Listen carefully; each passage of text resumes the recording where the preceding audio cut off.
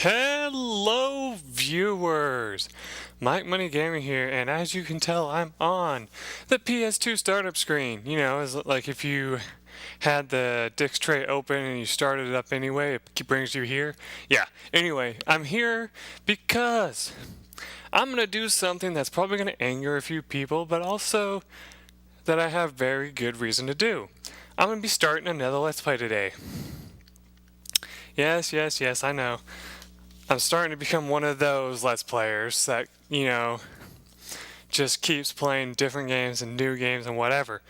But today, the game I'm going to play, as you can see here, requires a PS1 memory card, because that's what these two are. And of course, the PS2 is the best thing to use for it because, I don't have a PlayStation 1 anymore. As I told you before, I had a PlayStation 1 way back then, but we let a friend borrow it for a while. Actually, we technically gave it to them because we thought, well, maybe they'd want a game system just to play it. And they ended up giving it away to, they said they gave it away to a, orphanage-like thing, which I thought was okay. I thought that was alright, but that was true, type thing. Anyway, here we are on, like I said, on the PS2 startup screen. As you can see here, we got a PlayStation disc inside the machine, which is what I just said. I had to clear up some space on my PlayStation memory card, though. This one actually right here is my uncle's memory card. I was going to use it, but his memory card is full of stuff, and I couldn't bring myself to delete any of his stuff. I mean, not that he probably even owns the games that he has on this anymore, because I think once he had his twin daughters, he pretty much just either packed them up or got rid of them. I don't remember what he did with them, which is really sad because they were really nice collectible games. But oh well. I got two of the ones that he had, and this is one of them. Let's bring it up, shall we?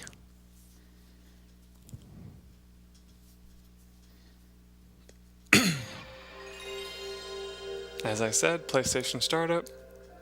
I always love that beginning there. Square Electronic Arts.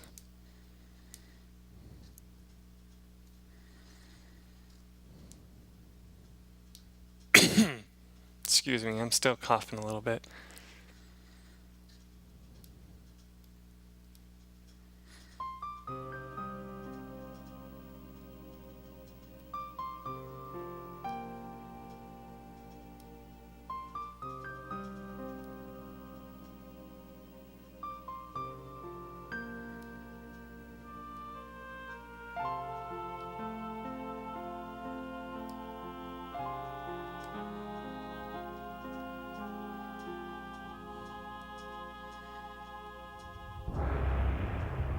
Squaresoft.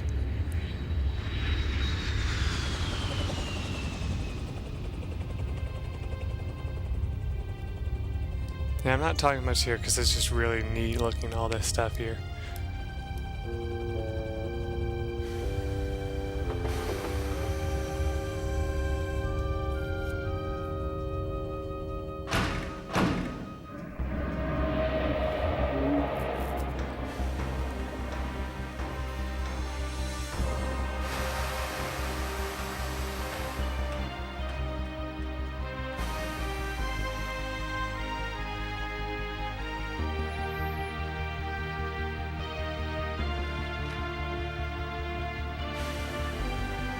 And don't worry, this doesn't spoil anything about the game if you're wondering.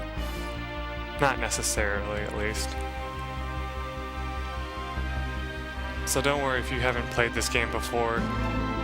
Which if you haven't played this game before, that's actually very awesome.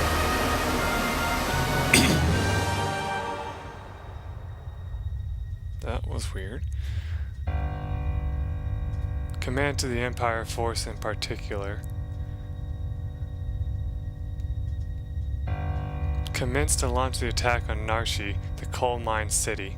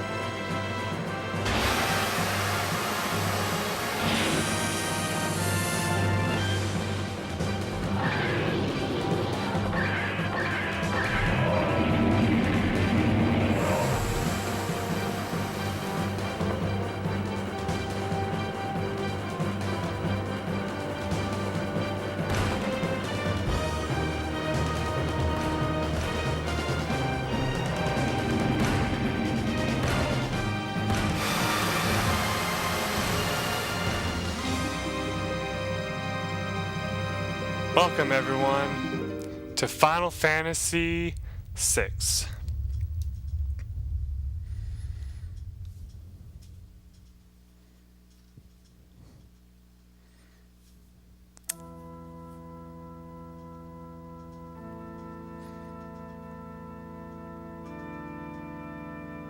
Now, just to let you know, I don't even have the controller in my hand right now, just in case. I don't want to accidentally skip anything.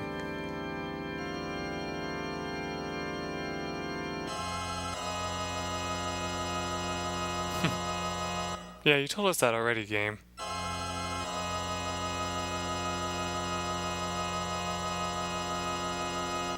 (1994/1999) was the copyright of this game.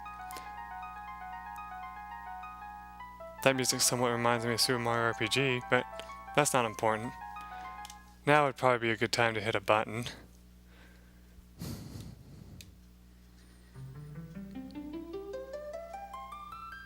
As you can see here, we got this startup menu here.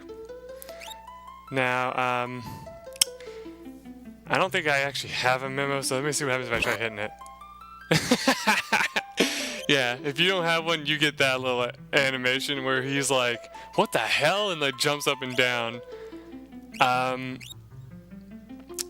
It's telling me that you can load data. I don't think I have any data, so don't worry about that either.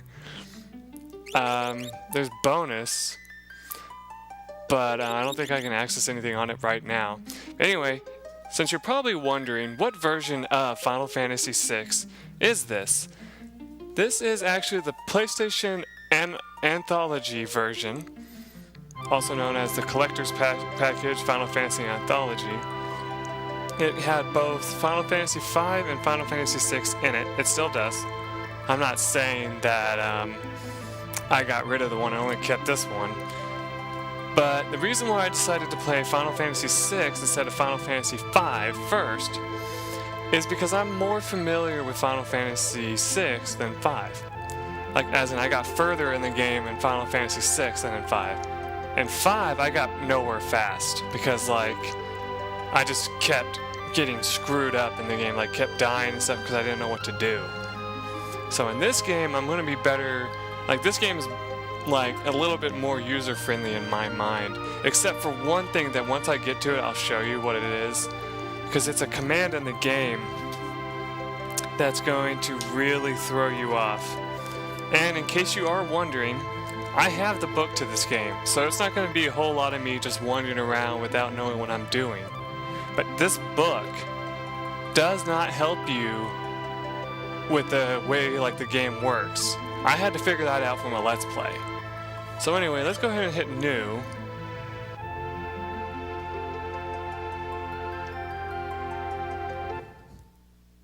And get the game on its way.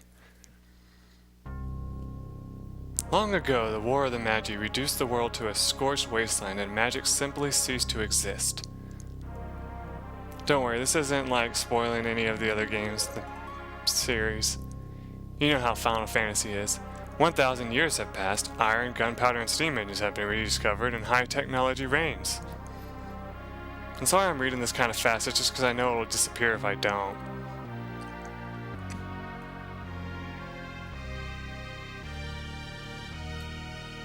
But there are those who would enslave the world by reviving the dread destructive power known as magic. Why not? Magic's pretty badass. That character that just ran off looked very familiar.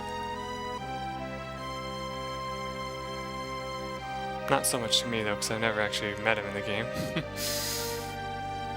But he should too. People have played this game 100,000 times. Can it be that those in power are on the verge of repeating a senseless and deadly mistake?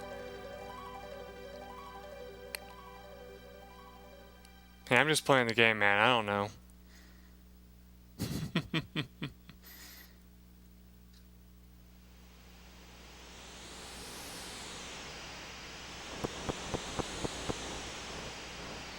Here we go.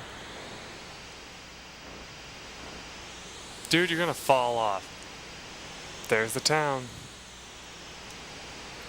Hard to believe an Esper has been found intact there, 1,000 years after the War of the Magi. Yeah, this is Biggs and Wedge. they're gonna be your team for a while. Think it's still alive? Probably, judging from the urgency of our orders.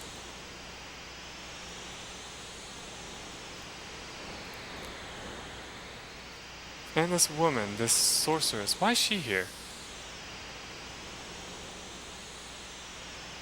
I heard she fried 50 of our Magitech armored soldiers in under 3 minutes.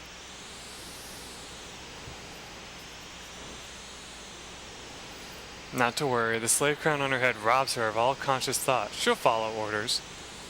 Wow, that's very nice.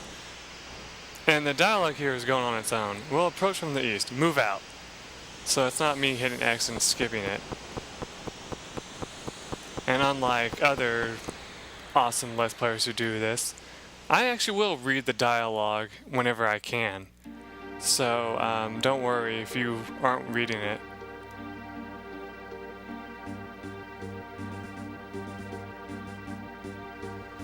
Now, as you've seen, the anthology version of this added like some cool little cutscenes in. I think, from what I've heard of like Final Fantasy games, most of them didn't even really have like animated cutscenes like this. You know, most cutscenes were just dialogue heavy things where people were just talking back and forth.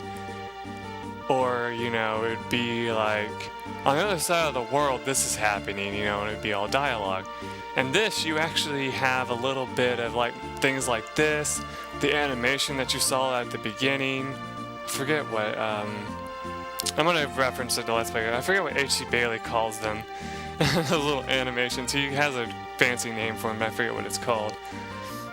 But yeah, you have these cool little things here that's going to like introduce you to like the credits of the game, which thankfully, you know, this game does the credits here instead of, well, I mean, it has the credits here and then it credits at the end of the game as well as most Final Fantasies technically do have. And don't worry, I'm not giving like a rating or anything like that. I'm gonna give a story though. Okay, here we go. When I first played this game, I wasn't much of a Final Fantasy nut. I didn't really like most of the Final Fantasy games. Like the only Final Fantasy game I played was the one on the NES. And so when I found out about this game, I was like, oh, Final Fantasy Anthology. And there's Final Fantasy V and Final Fantasy VI in here. Never heard of either one of them. I'll try Final Fantasy V first, and so I'll go into that. I played Final Fantasy V for maybe like a few weeks, and I just couldn't get anywhere. And so then I switched over to this game, got pretty far, then couldn't figure out one of the mechanics in the game. Let's put her on point. No sense taking any risks. Forward! Ass. Now, you are in control now. If you try going back, the Esper's got to be here. Move out. You move with the control pad if you're wondering. If you have an analog controller though, machine writing, self-important swine, take this. Aw, I don't want to kill a dog.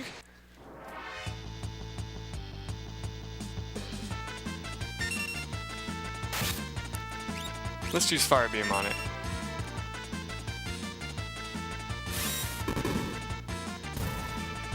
And it's gone.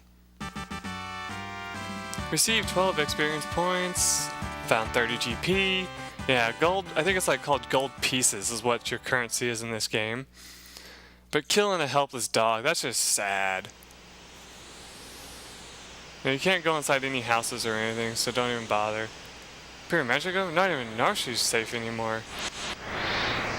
Now we have 2 guards here.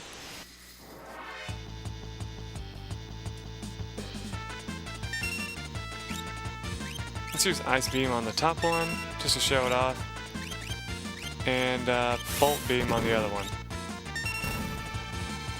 These guys aren't really strong or weak against anything in particular, so use whatever you feel until they die.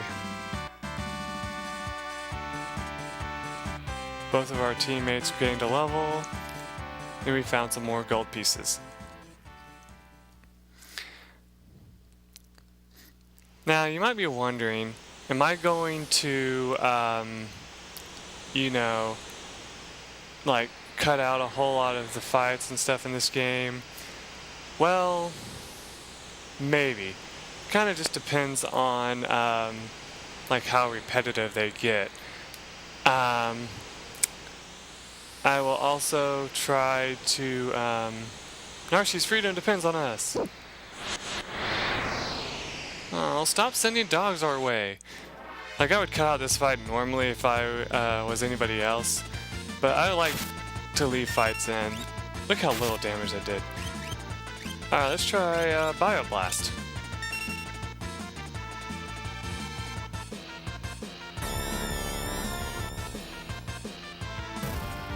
Now, Bio in this game is considered, I think, normal elemental, and so it's not, so it's like effective against almost all types of enemies.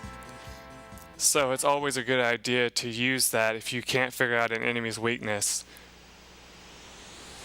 I like how the guards like kind of like questioning you, attacking you, but then they do it anyway. As you can see, our question mark character has a lot more moves than our other characters here. Let's try the Confuser, just to show off what it'll do.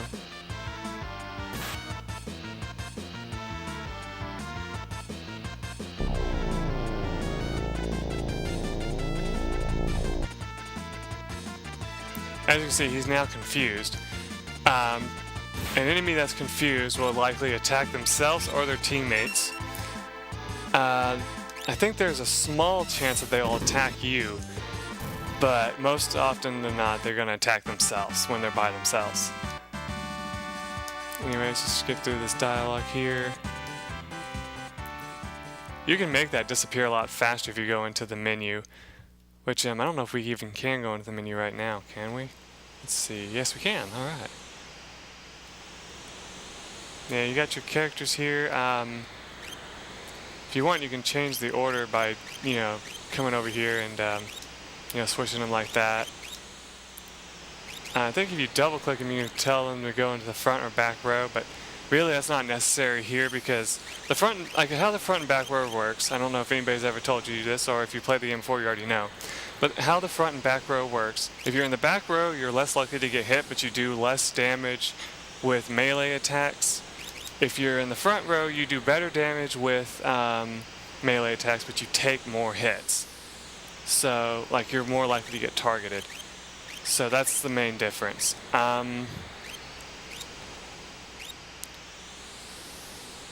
You have your magic here. As you can see, we have Cure and we have Fire.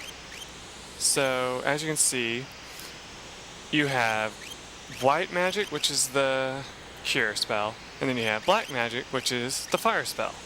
How that work? How you tell the difference is just the white and black marbles, as I always called them. Anyway, let's use that Cure to just heal ourselves a little bit here.